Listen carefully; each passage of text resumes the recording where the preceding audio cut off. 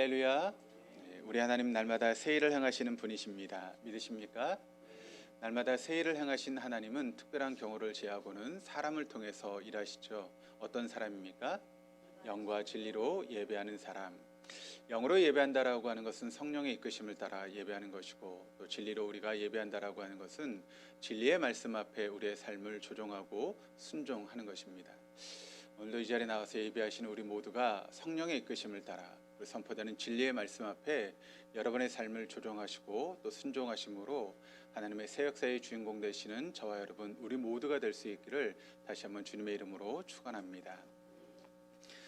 많은 분들이 우리가 살고 있는 이 시대를 영적인 위기의 시대다라고 이야기를 하고 있습니다. 100% 맞는 이야기 같습니다. 우린 지금 영적인 위기의 시대를 살아가고 있습니다. 그런데 여러분, 위기라고 하는 이 단어를 우리가 한자로 보게 되면 이 단어는 위험할 때 쓰는 위자와 기회의 기자를 쓰고 있습니다. 그러니까 어떤 사람에게는 지금 이 시간이 절체절명의 위기의 순간이 될 수 있고, 어떤 사람에게는 절호의 기회가 될 수 있다라고 하는 것을 우리가 알게 되는 것이죠. 그런데 여러분, 그것은 누가 선택하는 것입니까? 누가 선택하죠? 우리 자신이 선택하는 것입니다. 그것을 위기로 맞을 것인지 아니면 기회로 맞을 것인지 우리 자신이 선택하게 되는 것이죠. 저는 가보지 않았지만 하와이에 보면 유명한 해변이 있습니다. 어떤 해변이죠?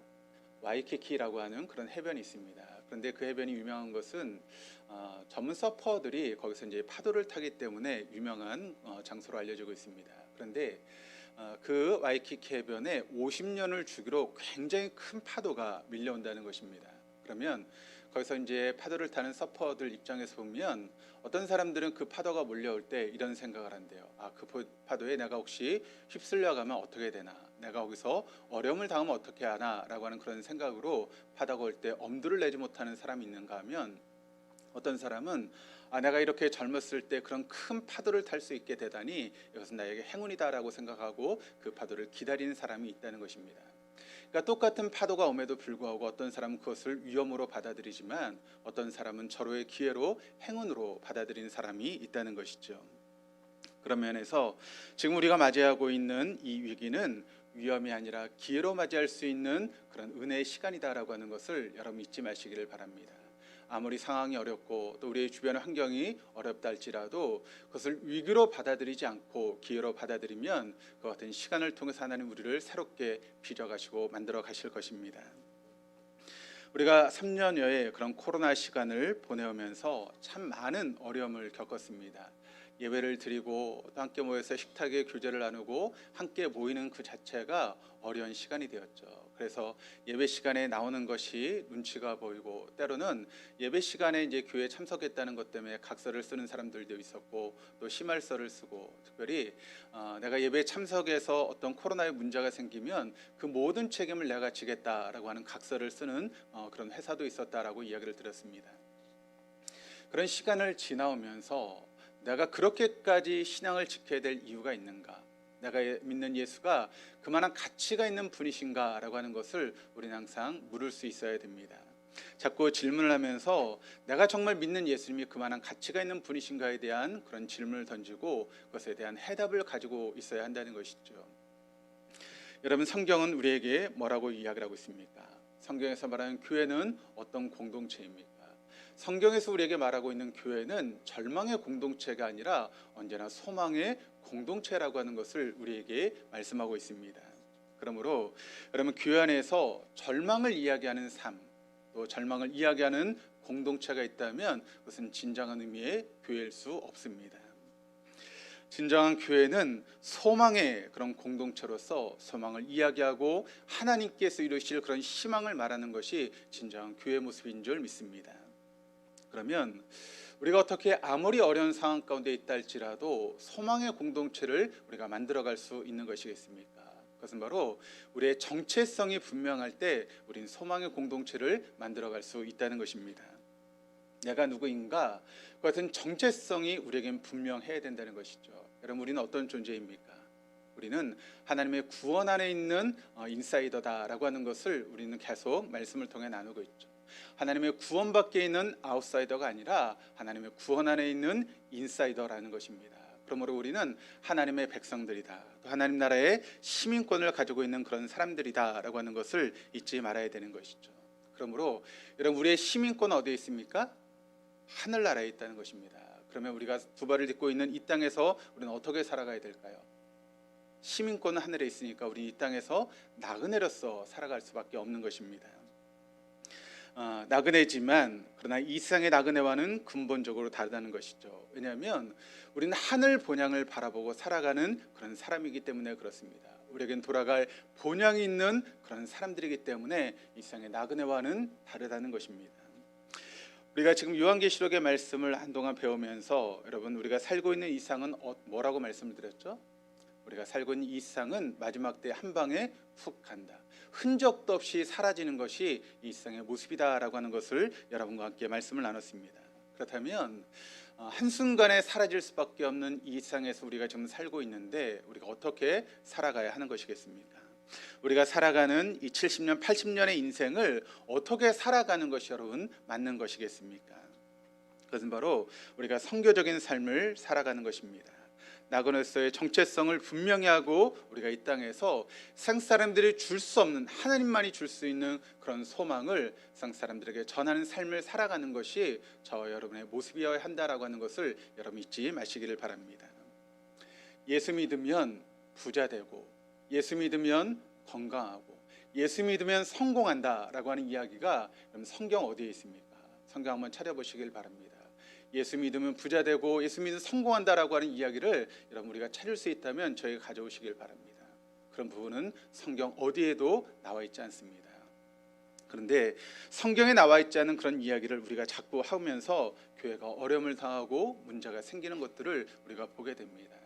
물론 예수를 믿다 보면 여러분 부자가 될 수도 있고, 예수를 믿다 보면 성공할 수도 있죠. 그런데 예수를 믿는다고 다 부자가 되고 성공하는 것이 아니지 않습니까? 오히려 예수를 믿지 않는 사람들 중에 더 부자가 있고 더 성공한 사람들이 많이 있습니다. 그러므로 예수를 믿음으로 부자가 되고 성공하는 것은 우리가 예수를 믿는 목적일 수 없다는 것입니다.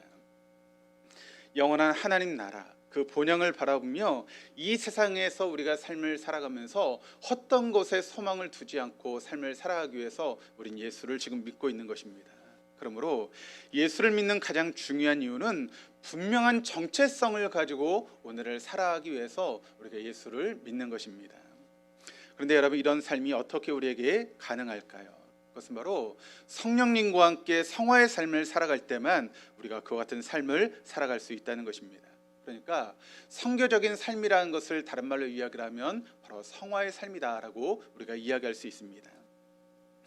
우리가 전에 성화의 삶에 대해서 우리가 함께 나눴는데 간단하게 복습을 해보면 여러분, 우리의 구원은 3단계로 이루어지게 됩니다. 과거, 현재, 미래라고 하는 3단계를 통해서 우리의 구원이 이루어지게 되죠. 그런데 우리가 예수를 믿으면 예수님의 보혈의 공로로 1단계의 구원이 우리에게 주어지게 됩니다. 그것을 우리가 칭의, 의롭게 된다라고 그렇게 설명을 하죠. 그래서 우리는 예수를 믿는 순간 여러분 우리가 어떻게 됩니까? 하나님 앞에서 의로운 존재가 되어지게 되는 것이죠. 오늘 우리가 함께 읽었던 말씀처럼 우리는 더 이상 사단의 종노릇하는, 사단에게 이끌려 다니는 그런 삶이 아니라 하나님의 존귀한 아들이고 사랑받는 딸로서 삶을 살아가게 되는 것이 저와 여러분의 모습이라는 것입니다. 그리고 그런 우리가 여러분 죽으면 어떻게 됩니까? 하나님 앞에 서게 되겠죠. 그때 우리는 하나님 앞에서 영원한 존재로 변화되게 된다는 것입니다. 우리가 죽은 후에 이루어질 3단계 구원, 바로 영화도 보장받는 그런 인생이 되었다는 것입니다. 그런데 문제는 2단계의 구원이죠. 그리고 2단계의 구원은 우리가 이 땅에서 여러분 살아가는 것을 의미합니다. 빌립보서 2장 12절 말씀을 같이 한번 읽어보시겠습니다. 그러므로 사랑하는 여러분, 여러분이 언제나 순종한 것처럼 내가 함께 있을 때뿐만 아니라 지금과 같이 내가 없을 때에도 더욱더 순종하여서 두렵고 떨리는 마음으로 자기의 구원을 이루어 나가십시오. 자, 이 말씀의 핵심은 마지막 말씀에 있죠. 두렵고 떨리는 마음으로 자기의 구원을 이루어 나가는 것, 그것이 바로 우리가 이 땅에서 이루어야 될 구원의 모습이라는 것입니다. 1단계의 구원, 칭의, 3단계 구원, 영화. 그것은 여러분 우리가 할 수 있는 것입니까? 우리를 의롭게 하시고 영화롭게 하는 것은 우리가 하는 일이 아닙니다. 그럼 누가 하시는 일이죠? 하나님이 이루어 가시는 일입니다. 그런데 두 번째 단계 여러분 구원은 바로 우리가 두렵고 떨리는 마음으로 이뤄갈 수 있어야 한다는 것입니다. 그런데 여러분 걱정할 필요가 없습니다. 왜냐하면 우리가 혼자 이뤄가는 것이 아니기 때문에 그렇습니다. 그래서 이어지는 빌립보서 2장 13절 말씀을 한번 같이 읽겠습니다. 하나님은 여러분 안에서 활동하셔서 여러분으로 하여금 하나님을 기쁘시게 해드릴 것을 염원하게 하시고 실천하게 하시는 분이십니다. 그러니까 하나님이 여러분 우리 안에 오셔서 우리가 그와 같은 삶을 살아갈 수 있도록 우리를 이끌어 가시고 인도하시는 분이 바로 하나님이시라는 것이죠. 그러므로 그것은 내가 하는 것이 아니라 내 안에 하나님이 찾아오실 때 그 모든 것들이 저절로 이루어지게 된다라고 하는 것을 말씀하고 있습니다. 그렇다면 왜 우리가 이런 삶을 살아가야 됩니까? 이어지는 빌립보서 2장 15절 말씀을 읽겠습니다. 그리하여 여러분은 흠이 없고 순결해져서 구부러지고 뒤틀린 세대 가운데서 하나님의 흠 없는 자녀가 되어야 합니다. 그래야만 여러분은 이 세상에서 별과 같이 빛날 것입니다. 그렇습니다. 우리가 성령을 모셔드리고 성령의 인도하신 가운데 삶을 살아갈 때 우리의 삶의 모습이 여러분 완전히 변화되게 된다라고 하는 것을 의미하고 있죠. 우리 안에 주님이 계시면 여러분 우리의 삶의 의미가 달라지게 됩니다. 우리 안에 주님이 찾아오시면 내가 두 발을 딛고 있는 이곳에서 내가 어떤 사명을 가지고 살아야 되는지 그것이 분명해지게 된다는 것이죠. 우리 안에 성령이 찾아오시면 우리가 가고 오는 모든 세대 가운데 별과 같이 빛나는 그런 인생을 살 수 있게 된다라고 하는 것을 성경이 우리에게 분명히 이야기하고 있습니다.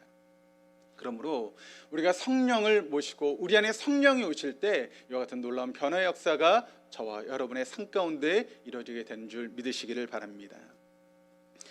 그런 축복을 받고 살아갈 수 있는 우리 동독의 모든 교우들 다 될 수 있기를 다시 한번 주님의 이름으로 축원드립니다. 제가 이런 이야기를 계속 강조해서 이야기를 하고 있습니다. 왜 제가 지겹도록 이렇게 강조하면서 이야기를 할까요? 그것은 바로 우리가 올바른 신앙을 갖기 위해서는 이렇게 선택, 집중, 반복이 너무나 중요하기 때문에 그렇습니다. 저희 교회에서 지금 토요일에 축구 교실을 하고 있습니다. 풋살장을 찾아가서 이제 축구를 하고 있는데 지금 아이들이 많이 지금 찾아오고 있습니다. 그래서 그 축구 교실을 통해서 지난주에 저희 유치원부에 5명이 지금 등록을 했고 또 이번 주에 2명이 더 등록한다라고 그렇게 이야기를 하고 있습니다. 요즘 축구가 유행입니다. 골대녀 들어보셨습니까? 웃으시는 분들은 아시는 분들이고, 골 때리는 그녀들 해서 여자들이 막 축구하는 그런 프로그램이 있고요. 뭉찬해 가지고 뭉치면 찬다 해서 이제 그 운동을 했던 사람들이 이제 축구를 하는 그런 모습도 있습니다. 그런 프로그램의 영향도 있지만 프리미어 리그에서 지금 활동하고 있는 손흥민이라고 하는 선수가 있습니다. 이 선수가 이제 우리나라 아이들이 이제 축구를 하게 하는 그런 동기가 되고 있죠. 프리미어 리그라고 하는 영국의 리그에서 이 손흥민 선수가 득점왕을 했습니다. 그리고 올해도 지금 득점 2위를 하고 있고 이 선수가 지금 속해 있는 팀이 토트넘이라고 하는 그런 팀인데 이 손흥민 선수가 주장을 맡았는데 지금 그 팀이 1등을 하고 있습니다. 그러니까 많은 사람들이 축구를 이제 아이들이 축구를 이제 동경하게 만든 원인이 되어서 축구 교실에 지금 많은 아이들이 지금 찾아오고 있습니다. 그런데 이 손흥민 선수가 이렇게 유명해지기까지 누가 있었는가 하면 그의 아버지는 손웅정이라고 하는 그런 아버지가 있습니다. 근데 이 손흥정이라고 하는 이 분이 축구 선수입니다. 그런데 자신은 삼류 선수였다라고 그렇게 이야기를 합니다. 그러니까 축구에 대한 열정을 있어 막 뛰어다니는데 기술이 없다 보니까 자신은 삼류 선수에 지나지 않았다라고 이야기를 합니다. 그런데 자기 아들이 축구 선수를 하겠대요. 그런데 이 아버지의 마음에 어떤 마음이 들었는가 하면 나같이 삼류 선수로 끝나버리는 그런 인생이 돼서는 안 되겠다라고 생각하고 아들을 훈련시키기 시작했다는 것입니다. 그래서 축구의 기본기, 몸 밸런스, 또 공에 대한 감각 등 3가지를 집중적으로 지도했고 이 손흥민 선수가 이제 원래는 오른발잡이 선수입니다. 그런데 그런 세계적인 그런 곳에서 이제 활동하려면 오른발만을 잘 써서는 안 된다. 왼발도 쓸 수 있어야 된다라고 그렇게 생각을 해서 하루에 왼발로 슛을 500번, 오른발로 500번 매일 똑같이 그렇게 집중하면서 훈련을 시켰다는 것입니다. 그래서 이제 득점왕이 돼서 한국 땅으로 이제 들어왔습니다. 그러면 여러분 그렇게 영국 땅에서 힘들고 어렵게 이제 선수생활에서 한국 땅에 들어오면 어떤 마음이 있을까요? 좀 쉬어야겠다, 좀 쉬고 싶다, 그런 마음이 들지 않겠습니까? 그런데 한국에 와서도 이 아버지가 그 손흥민 선수를 데리고 하루에 왼발 500번, 오른발 500번 그렇게 계속 훈련을 시켰다는 것입니다. 그래서 프리미어그의 그런 득점왕의 자리까지 오를 수 있었고 지금도 세계에서 톱 클래스의 선수로 인정을 받고 있는 것이죠. 이런 양발 능력이 여러분 거저 생긴 것이 아닙니다. 이와 같은 선택, 집중, 반복을 통해서 이런 유명한 선수가 되어줄 수 있었다라고 하는 것을 우리는 알 수 있게 되는 것입니다. 그렇습니다. 진정한 변화는 바로 이런 선택, 집중, 반복을 통해서만 이루어질 수 있게 된다는 것입니다. 그런데 그것은 우리의 신앙생활도 마찬가지입니다. 이런 프로 선수도 이런 변화를 위해서 이렇게 철저하게 이런 과정을 거치는데 믿는 우리들만 여러분 그렇지 않다는 거예요. 제가 지금 아이들 이제 축구하는 거를 이제 보기 위해서 제가 이제 운전도 하고 몇 번 따라갔습니다. 그런데 우리 아이들이 이제 축구한 지가 얼마가 되지 않다 보니까 실력이 별로 없어요. 여러분 잘하는 사람들과 이렇게 못하는 사람들의 차이가 뭘까요? 축구에서 여성분들 축구 얘기 별로 좋아하지 않는데 먼저 들어보시기를 바랍니다.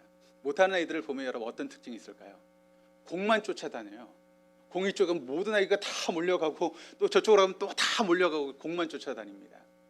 근데 잘하는 아이들은 공을 쫓아다니지 않아요. 자기 자리를 지킵니다. 그래서 막 못하는 애들이 몰려왔을 때 패스 한번 이렇게 딱 해버리면 어떻게 되죠?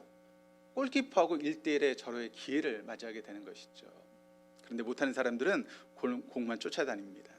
한국 교회가 그런 경향이 있었죠. 뭐가 유명하다, 뭐 때문에 부흥했다 그러면 모든 목회자들이 다 거기만 쫓아갑니다. 또 이것이 유명하다 그러면 또 다 거기만 쫓아다닙니다. 기본기를 놓치고 그 어떤 일을 하다 보니까 한국 교회가 어려움을 당한 것입니다. 정말 우리가 기본기를 지켜야 되죠. 그리고 그 기본기를 여러분 선택, 집중, 반복을 통해서 연습하고 훈련한 그런 모습들이 교회에 필요하다는 것입니다. 그런데 기본기가 없이 공만 쫓아다니다 보니까 백전백패하는 그런 모습이 됐고, 그래서 교회가 세상을 감당하지 못하는 그런 찌질이 같은 인생을 살아갈 수밖에 없게 되었다는 것입니다. 그런데 여러분 초대교회는 어떻습니까? 가진 것도 없고 배운 것도 없고 능력도 없는 그런 삶을 살았던 사람들인데 여러분 그들은 세상이 감당하지 못하는 그런 능력의 삶을 살아갈 수 있었다는 것입니다. 본론으로 한번 들어가서 오늘 말씀을 한번 보겠습니다. 우리가 잘 알고 있는 것처럼 여러분 교회의 탄생은 어떻게 이루어지게 됩니까? 바로 마가의 다락방에서 예수님이 말씀하신 대로 성령께서 그들에게 임하시게 되었을 때 바로 교회가 탄생하게 되었다라고 하는 것을 우리가 알고 있죠. 그러니까 성령께서 오셔서 그들 안에 임하심으로 그들을 온전히 변화시켜 주셨고 그들이 함께 모여서 지금 교회를 시작하게 되고 이루게 된 것입니다. 그러니까 신앙생활은 여러분 뭐라고 이야기할 수 있습니까? 신앙생활은 성령 강림으로부터 시작해서 성령 충만으로 완성되는 것이 바로 우리의 신앙생활이다라고 이야기할 수 있는 것입니다. 그러므로 여러분이 신앙생활을 잘 하려면 누구를 알아야 됩니까? 성령님을 잘 알아야 우리가 신앙생활을 제대로 잘할 수 있게 된다는 것이죠. 그러므로 성령이 어떤 일을 하셨는지를 우리가 알아야 됩니다. 그동안 많이 나눴고 제가 앞으로도 계속 이야기할 텐데 오늘은 본문을 중심으로 이 부분을 함께 여러분과 나누려고 합니다. 본문 1절 말씀을 같이 한번 읽어보시겠습니다. 형제들아 신령한 것에 대하여는 내가 너희가 알지 못하기를 원하지 아니하노니. 자 1절 마지막에 보니까 알지 못하기를 원하지 않는다. 이중 부정이 나오고 있죠. 이중 부정은 여러분 뭡니까? 강한 긍정을 이야기하고 있습니다. 그러니까 너희가 신앙생활하면서 다른 건 다 몰라도 돼. 그런데 이거 하나만은 꼭 알아야 돼. 여러분 그것이 무엇입니까? 바로 신령한 것. 그것을 우리가 꼭 알아야 된다는 것입니다. 다른 것은 우리가 모를 수 있지만 신령한 것에 대해서는 우리가 결코 몰라서는 안 된다라고 하는 것을 말씀을 통해서 이야기를 하고 있죠. 그렇다면 여기서 말하고 있는 신령한 것이라고 하는 것은 무엇일까요? 한마디로 이야기를 하면 성령께서 하시는 일, 그것이 바로 신령한 일입니다. 그러면 성령께서 여러분 어떤 일을 하실까요? 그것을 우리가 함께 오늘 말씀을 통해서 나눠보려고 합니다. 첫째, 성령이 하신 일은 어떤 일입니까? 바로 그것은 구원받은 우리로 하여금 예수님을 주님이라고 고백하게 하는 것, 그것이 바로 우리 안에 계신 성령께서 하시는 일이라는 것입니다. 본문 3절 말씀을 같이 읽겠습니다. 그러므로 내가 너희에게 알리노니 하나님의 영으로 말하는 자는 누구든지 예수를 저주할 자라 하지 아니하고 또 성령으로 아니하고는 누구든지 예수를 주시라 할 수 없느니라. 성령 강림 사건이 일어나자 성령 충만했던 베드로가 일어나서 설교를 했던 그런 말씀이 사도행전 2장 14절에서 36절까지의 말씀을 통해서 쭉 이어지고 있습니다. 그런데 결론되는 말씀이 이제 36절 말씀인데 사도행전 2장 36절 말씀을 우리 같이 한번 읽어보시겠습니다. 그런즉 이스라엘 온 집은 확실히 알지니 너희가 십자가에 못 박은 이 예수를 하나님이 주와 그리스도가 되게 하셨느니라. 이 말씀을 보니까 성령이 임하셨던 베드로가 주님께서 어떤 일을 하셨구나라고 하는 것을 알게 되었다는 것입니다. 여러분, 주님이 어떤 일을 하셨습니까? 십자가에 달려 죽으심으로 우리의 구세주가 되신 분이 우리 주님이시라는 것입니다. 그리고 그 주님께서 다시 살아나심으로 우리 인생의 주님이 되셨다라고 하는 것을 베드로가 설교하고 있는 것이죠. 그래서 성령 충을 받았던 초대교회 성도들은 바로 성령을 통해서 이것을 깨닫게 되었고 이것을 고백하는 삶을 살게 된 것입니다. 여러분, 세상에 얼마나 많은 사람들이 있습니까? 돈이 많은 사람, 돈이 적은 사람, 또 많이 배운 사람, 적게 배운 사람, 또 성공한 사람, 높은 자리에 있는 사람, 성공하지 못한 낮은 자리에 있는 사람, 여러 분류의 사람도 우리가 분류할 수 있지만, 그런데 결국은 우리가 무엇으로 분류할 수 있는가 하면 성령 받은 사람과 성령 받지 못한 사람으로 우리가 분류할 수 있습니다. 그런데 성령을 받지 않은 사람은 예수님을 주님이라고 고백할 수 없다는 것입니다. 그가 아무리 많이 배우고 아무리 많은 돈을 가지고 있고 아무리 성공한 그런 인생을 산다 할지라도 성령을 받지 못하면 우리가 예수님을 주님이라고 고백할 수 없다는 것입니다. 그리고 이것은 우리에게 성령이 오실 때만 우리가 예수님을 나의 주님이라고 고백할 수 있게 된다는 것이죠.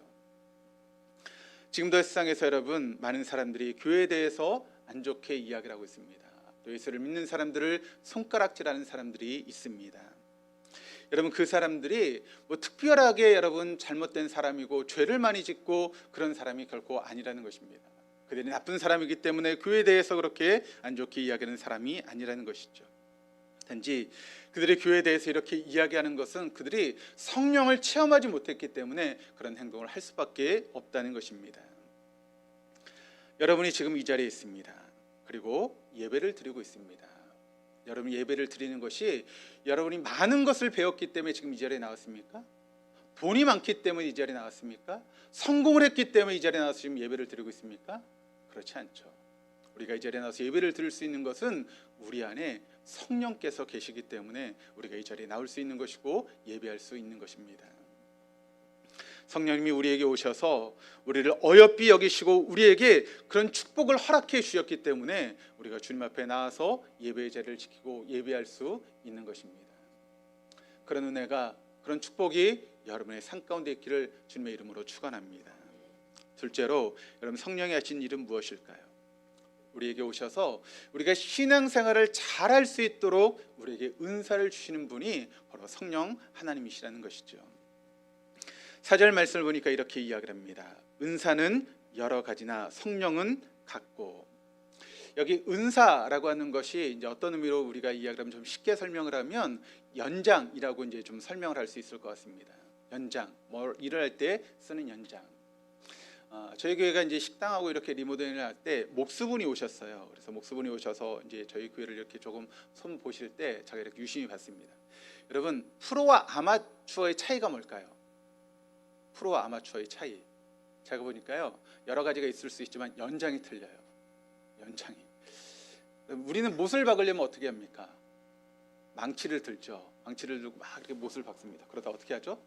엄지손가락도 때리고 멍도 들기도 하고, 박았는데 막 못이 삐뚤어져 이렇게 틀어지기도 하고 막 그렇지 않습니까? 근데 여러분, 프로들은 어떻게 합니까? 장비가 있더라고요. 뿅뿅뿅 그러니까 못이 막 다 박혀요. 1.1획도 틀림없이 그냥 그 자리에 딱 박히더라고요. 나무를 썰 때도 어떻게 합니까? 우린 톱으로 막 이렇게 쓰는데도 나중에 보면 어떻게 되죠? 막 삐뚤어져 있지 않습니까? 그런데 그분들은 기계를 딱 갖다 놓고 그냥 나무를 쭉 미니까 어떻게 됩니까? 자동톱으로 이렇게 정확하게 잘리는 모습을 보게 됩니다. 그러니까 프로와 아마추어의 차이는 연장에 있다라고 이야기할 수 있습니다. 성령님이 우리에게 오셨습니다. 그런데 우리가 신앙생활을 잘할 수 있도록 우리에게 연장을 주셨습니다. 그 연장이 뭐죠? 바로 은사라는 겁니다.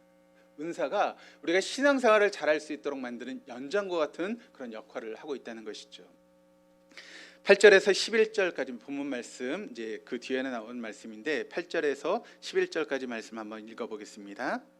어떤 사람에게는 성령으로 말미암아 지혜의 말씀을, 어떤 사람에게는 같은 성령을 따라 지식의 말씀을, 다른 사람에게는 같은 성령으로 믿음을, 어떤 사람에게는 한 성령으로 병 고치는 은사를, 어떤 사람에게는 능력 행함을, 어떤 사람에게는 예언함을, 어떤 사람에게는 영들 분별함을, 다른 사람에게는 각종 방언 말함을, 어떤 사람들에게는 방언 통역함을 주시나니 이 모든 일은 같은 한 성령이 행하사 그의 뜻대로 각 사람에게 나눠주시는 것이니라.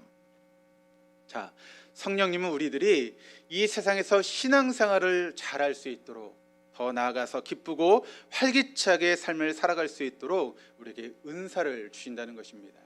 그러니까 다시 말하면 여러분, 구원받은 우리에게 단 한 사람도 예외 없이 하나님이 우리에게 뭘 주신다고요? 은사를 주신다는 것입니다. 물론 그 은사가 사람마다 다 다를 수 있지만 모든 믿는 성도들에게 하나님은 우리에게 은사를 허락해 주셨다는 것입니다. 그런데 성령께서 우리 안에 오셔서 우리에게 은사를 주실 때 우리의 삶은 어떤 삶이 될까요? 카리스마가 넘치는 삶이 됩니다. 이 카리스마가 헬라어인데 여러분, 그 뜻이 어떤 뜻인가 하면 은사라고 하는 그런 뜻입니다. 그러니까 저 사람 카리스마가 있어 라고 하는 것은 뭐가 있는 거예요? 은사가 있는 것입니다. 하나님 우리 각자에게 은사를 주셨습니다. 그리고 그것을 잘 활용하며 살아가는 사람들은 여러분 어떤 삶입니까? 카리스마가 넘치는 그런 삶이 되는 것이죠. 그럴 때 그분의 삶이 여러분 활력이 넘치고 기쁨이 넘치고 은혜가 넘치는 그와 같은 놀라운 삶을 살아갈 수 있게 된다는 것입니다. 믿는 사람들을 보면 두 부류로 나눌 수 있습니다. 겨우 구원만 받은 사람, 이분은 여러분 죽으면 천국에 갑니다. 그런데 천국에 가긴 가지만 이 땅에서 여러분 예수를 믿는 기쁨이 없어요. 은혜가 없어요. 신앙생활에도 여러분 기쁨이 없고 은혜가 없고 신앙생활 하면서도 불평이 넘치는 그 같은 삶을 살아가시는 분들이 있습니다. 또 한 부류의 사람은 어떤 사람인가 하면 여러분 구원받고 쓰임받는 사람들이 있습니다. 그러니까 은사를 통해 쓰임받는 사람들이 있죠. 당연히 이런 분들은 죽으면 천국에 가겠지만 이 세상에서 살아가면서 예수를 믿는 기쁨이 그 삶 가운데 넘쳐요. 은혜가 넘치고 능력 있는 삶을 살아가는 것입니다. 예를 들어서 한번 우리가 이렇게 생각해 보시죠. 월급쟁이가 있습니다. 근데 노후를 생각하다 보니까 내가 좀 보험을 들어야겠다. 그러면 내가 어느 정도 나이가 되면 이제 보험금이 나오고 내가 죽으면 이제 어떤 그런 보험료를 통해서 유족들이 얼마를 받게 된다. 그래서 보험을 들여야겠다 생각하고 이제 보험을 듭니다. 없는 월급에 여러분 이렇게 보험금을 떼서 이렇게 보험을 들고 나니 남는 돈으로 생활해야 되니까 어떻게 될까요? 맨날 쪼들리는 것이죠. 쪼들리다 보니까 어떨까요? 맨날 불평이 나오는 것입니다. 이렇게 삶이 힘들어 죽겠어. 나는 매일 이렇게 살아야 돼라고 불평이 나오죠. 근데 어떤 분은 거금의 돈을 은행에 맡겼습니다. 그래서 따박따박 요즘 이율도 높은데 이자를 받아서 생활합니다. 그럼 여러분 그렇게 쪼들리는 월급에 여러분 보험금을 내면 살아가는 사람들은 보험금을 내는 날짜가 오면 어떨까요? 짜증이 나죠. 또 내야 돼? 그러면서 나 어떻게 살지 하고 짜증이 납니다. 그런데 은행에서 여러분 돈을 이자를 받는 사람은 그 이자 나온 날을 어떻게 할까요? 기다리죠. 언제 나오나? 또 오늘은 이렇게 많이 나왔어? 그렇게 하지 않겠습니까? 신앙생활이 여러분 이런 삶을 살아가야 되지 않겠습니까? 예수님 매일 우리에게 공급하시는 그런 능력을 받아서 그날을 기다리면서 기쁨으로 살아가야 되겠죠. 그런데 우리가 주일날 예배하면서 또 일주일이 벌써 왔어? 또 와서 이렇게 예배를 드려야 돼? 힘들어 죽겠는데 오늘 나가야 돼 말아야 돼? 이쪽으로 나가야 되겠네. 그러고 나오든가. 근데 여러분 어떤 분들은 은혜가 넘칩니다. 빨리 나가서 주일날 예배를 드리고 은혜를 받아야겠어. 내가 한 주 동안 살아갈 수 있는 힘이 거기서 오는데 내가 은혜를 받아야지 하는 그런 마음으로 예배를 참석합니다. 똑같이 신앙생활 하는데 여러분 능력이 틀리다는 것입니다. 예배의 자세가 틀린 것이죠. 여러분 어떤 삶을 살고 계십니까? 그러므로 하나님께서 우리에게 주신 은사를 우리가 분명히 알고 그 은사를 가지고 삶을 살아갈 때 이와 같이 기쁨이 넘치는 삶을 살아갈 수 있게 된다는 것입니다. 7절 말씀 한번 같이 한번 읽어보시겠습니다. 각 사람에게 성령을 나타내시면 유익하게 하려 하심이라. 자, 재능이라는 것이 있고 은사라는 것이 있습니다. 비슷한 말이죠. 근데 재능이라고 하는 것은 자기 유익을 위해서 사용하는 것이 재능이라면, 은사라고 하는 것은 교회 공동체를 위해서 사용하는 것입니다. 더 나아가서 전 세계를 위해서, 이 세상을 유익을 위해서 사용하는 것이 바로 은사이죠. 그런데 하나님이 우리 모두에게 은사를 주셨습니다. 그러므로 하나님께서 여러분에게 주시는 은사가 무엇인지를 우리가 먼저 알아야 됩니다. 그리고 그 은사를 잘 사용할 수 있어야 되는 것이죠. 이것을 사용하지 못하면 우리가 신앙생활에 활력이 없습니다. 기쁨이 없습니다. 은혜가 없습니다. 그런데 우리에게 주신 은사를 우리가 잘 활용하면 신앙생활이 여러분 다임해지고 은혜가 넘치고 활력이 넘치는 그와 같은 신앙생활을 할 수 있게 되는 것이죠. 그러므로 하나님이 여러분에게 주신 은사를 마음껏 사용해서 다른 사람에게 또 교회에 유익을 주는 그런 삶을 살아갈 수 있는 우리 동독의 모든 교우들 될 수 있기를 주님의 이름으로 축원합니다. 세 번째, 성령이 하신 일은 은사를 활용해서 교회 공동체에 유익을 주는 사람들에게 성품의 열매를 맺어가게 하신다는 것입니다. 갈라디아서 5장 22절 23절 말씀을 같이 읽겠습니다. 오직 성령의 열매는 사랑과 희락과 화평과 오래 참음과 자비와 양성과 충성과 온유와 절제니 이 같은 것을 금지할 법이 없느니라. 성령님은 우리에게 은사를 주시는데 그 은사를 활용해서 교회 공동체에 유익을 주는 사람들에게 여러분 어떤 일을 하시는가 하면 성품의 열매를 맺게 하신다라고 하는 것을 이 갈라디아서 말씀이 이야기를 하고 있죠. 여기 나오는 내용을 보시기를 바랍니다. 사랑, 희락, 화평, 오래 참음, 자비, 양선, 충선, 온유, 절제, 다 우리 성품에 해당되는 그런 부분의 말씀입니다. 그러니까 성령의 열매라고 하는 것이 이제 다른 말로 이야기하면 성품의 열매이고 성품의 변화라고 이야기할 수 있습니다. 우리가 성령의 열매를 맺어가는 것, 성품의 변화라고 하는 것은 우리에게 주시는 그 은사를 통해서 우리가 그런 삶을 살아갈 때 성령께서 우리 안에서 그런 성품의 열매를 맺어가게 하신다는 것입니다. 중요한 것은 이와 같은 여러분 성령의 열매를 내가 맺는 것일까요?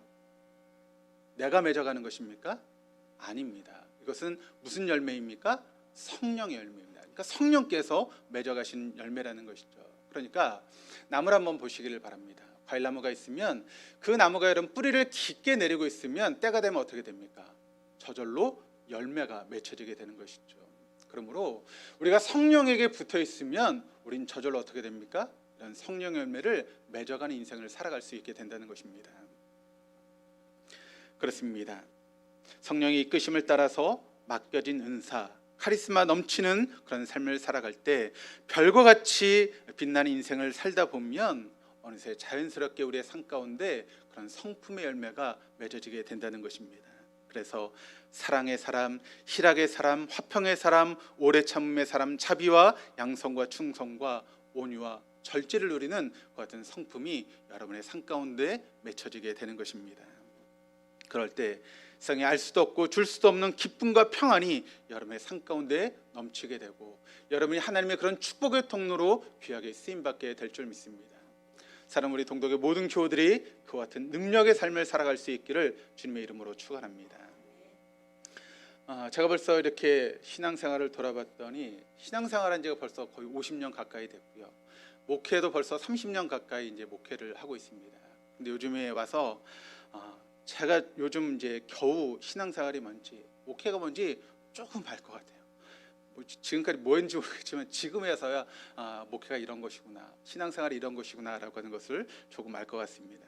그런데 제가 이렇게 신앙생활을 보니까요, 1단계 십자가 신앙이 있습니다. 아마도 이런 신앙생활 하시는 분들이 많은 것 같아요. 주님은 여전히 내 밖에 계십니다. 예수님이 나를 위해서 십자가에 달려 죽으셨다라고 하는 것을 믿는 그런 신앙인데, 그러다 보니까 나도 십자가를 져야 된다라고 하는 그런 마음을 가지고 십자가를 지려고 하는 그런 신앙이 있습니다. 그러다 보니까 신앙생활이 늘 힘듭니다. 어렵습니다. 부담스럽습니다. 좀 피하고 싶은 그런 마음이 있죠. 마치 예수님이 다메섹 도상에서 기도하셨던 것처럼 될 수 있으면 좀 이것을 피하고 싶다라고 하는 그런 마음을 가지고 신앙생활 하시는 분들이 있습니다. 그래서 잘하자니 너무 힘들고 잘못하면 위선자가 되는 그런 신앙생활 하시는 분들이 많이 있습니다. 그래서 신앙이 좋은 것처럼 보이지만 속에는 어떻게 해서든지 그것을 피하려고 애를 쓰시는 그런 신앙이 있죠. 두 번째는 부활 신앙이 있습니다. 이런 사람은 신앙생활의 중심이 예수님이 부활하셨다는 것을 믿는 단계에 머물러 있습니다. 주님은 여전히 내 밖에 계십니다. 예수님의 제자들 한번 보시기를 바랍니다. 예수님이 부활하셨음에도 불구하고 그런 놀라운 은혜를 경험했음에도 불구하고 여전히 두려움 가운데 사로잡혀 있었던 것이 여러분 예수님의 제자들 아닙니까? 그리고 내 생각을 가지고 살아갑니다. 내 꿈을 가지고 살아갑니다. 그래서 내 뜻대로 일이 풀리지 않으면 크게 실망하고 낙심하는 그런 사람들이 바로 부활 신앙입니다. 세 번째는 성령 충만한 신앙이 있습니다. 성령 충만한 사람들은 삶의 주인이 바뀐 사람들입니다. 성령이 이끄신 대로 순종하는 삶을 살아갑니다. 그러니까 억지로 하는 것이 결코 아니라는 것이죠. 성령께서 내 안에 들어오셔서 성령님과 나의 영이 하나가 되었기 때문에 저절로 이루어지는 그와 같은 삶이 바로 성령 충만한 신앙입니다. 전에도 말씀을 드렸지만 선머슴 같은 아가씨가 있습니다. 그래서 부모가 야, 너 그렇게 하고 다니지 말고 옷도 좀 이쁘게 입고 화장도 하고 좀 그래. 그래도 그 말을 귓등으로 듣지 않았던 아가씨가 어느 날 갑자기 사랑하는 사람이 생겼습니다. 그럼 어떻게 될까요? 지가 찾아서 막 깊은 옷을 찾아 입고요. 화장도 자기가 합니다. 저절로 되는 것이죠. 누가 하라고 해서 되는 것이 아닙니다. 사랑하는 사람이 생기니까 그 모든 것들이 저절로 된다는 것입니다. 신앙생활도 마찬가지입니다. 내가 하려고 하면 힘들고 어렵습니다. 아무리 하려고 해도 되지 않습니다. 하면서도 맨날 불평이 나오죠. 그런데 성령께서 우리 안에 오셔서 우리와 함께 하시면 내 모든 것이 바뀌게 됩니다. 저절로 되는 것입니다. 하고 싶어서 막 하는 것이 아니라 저절로 그 모든 것들이 이루어지게 된다는 것이죠. 그러기 위해서 성령이 어떤 분이신 줄 알아야 되죠. 여러분 요즘은 이제 운전할 때 내비를 보지 않습니까? 저도 나름대로 길도 잘 알고 운전도 잘합니다. 그런데 여러분 제가 길을 잘 알까요? 내비가 길을 잘 알까요? 내비가 훨씬 잘 알죠. 그래서 요즘 내비는 실시간 내비가 돼가지고 어디에 길을 막히고 어디가 길이 잘 뚫린다 그것까지 알려주고 있습니다. 그러면 제가 모르는 길을 가려면 어떻게 할까요? 그냥 내비가 하라는 대로 가면 목적지에 도착합니다. 가장 빠른 시간에. 우리 신앙생활이 마찬가지입니다. 내가 하려고 하면 안 됩니다. 그런데 성령께 내 모든 것을 맡기면 됩니다. 성령은 그럼 나보다 나를 더 잘 아시는 분이십니다. 성령은 나를 여러분 어떻게 합니까? 축복의 길로 인도하시는 분이십니다. 성령은 우리에게 구원을 주시기 위해서 지금도 우리에게 은사로 함께 하시는 그런 분이십니다. 그러므로 여러분의 삶을 성령께 맡기면 결국 우리의 인생은 성공하는 인생이 될 수 있고 복된 인생이 될 수 있고 별과 같이 빛나는 그런 인생을 살아갈 수 있게 된다는 것입니다. 그럴 때 세상에 알 수도 없고 줄 수도 없는 기쁨과 평화가 여러분의 마음 가운데 넘치게 되는 것입니다. 그런 삶을 살아갈 때 세상이 도무지 감당할 수 없는 능력의 삶을 살아갈 수 있게 된다는 것이죠. 그러므로 신앙생활의 핵심은 사단이 왕노릇하는 이 세상에서 내가 주인 돼서는 제대로 살아갈 수 없다라고 하는 것을 아는 것입니다. 그래서 성령님을 내 안에 모시고 예수님만 주인으로 모시고 살아가는 것입니다. 여러분 그런 삶을 살고 싶지 않으십니까? 그러면 우리가 어떻게 그런 삶을 살아갈 수 있을까요? 성령이 오실 때만 그 같은 삶이 가능하다는 것입니다. 그런 성령의 능력으로 또 생명의 기운으로 넘쳐나는 저와 여러분이 되었으면 좋겠습니다. 여러분 잘 되는 집과 안 되는 집을 한번 가보세요. 잘 되는 집은 활력이 넘칩니다. 근데 안 되는 집은 어떻게 되죠? 파리만 날리고 고요하고 적막합니다.